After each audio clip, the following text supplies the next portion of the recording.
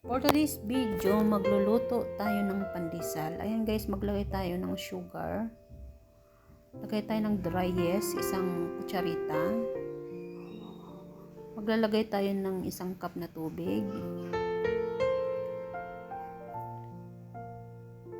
Haluin lang natin hanggat sa magsama-sama.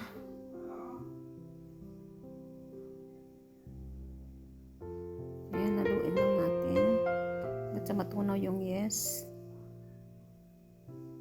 Ayan na, natunaw na yung ating yeast. Maglagay tayo ng oil. Haluin natin ulit siya.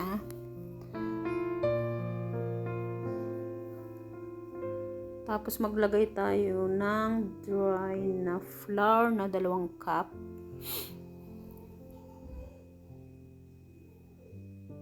Ayan, sinala lang natin para mapino, walang buo-buo. Tapos mag-add tayo ng asin para mag-balance yung lasa. Haluin lang natin ng maigi hanggat sa matunaw lahat. Kutsara lang ginagamit kasi masyadong sticky.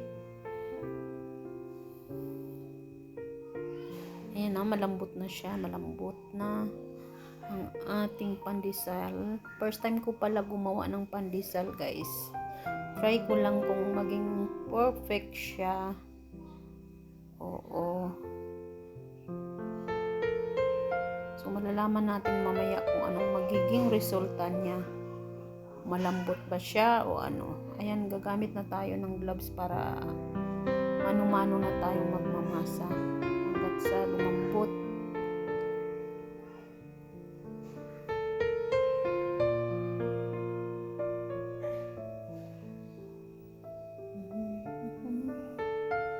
Ayan na, medyo malambot na.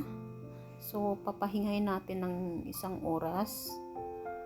After 1 hour, umalsa na yan. Titingnan na natin. Ayan na. Tapos, i-ano na natin siya. Slice na natin. Isasawsaw na natin sa breadcrumbs ang ating pandesal. Hindi ko na pinakita kung paano mag-cut. Tansya na lang. Ito na. Ready na. Papaalsahin lang natin ng konti. At pagkatapos niyan, ayan na. Isasalang na natin sa ating oven. Ayan.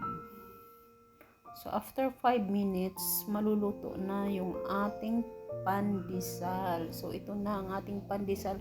Ready to eat na. Napakainit,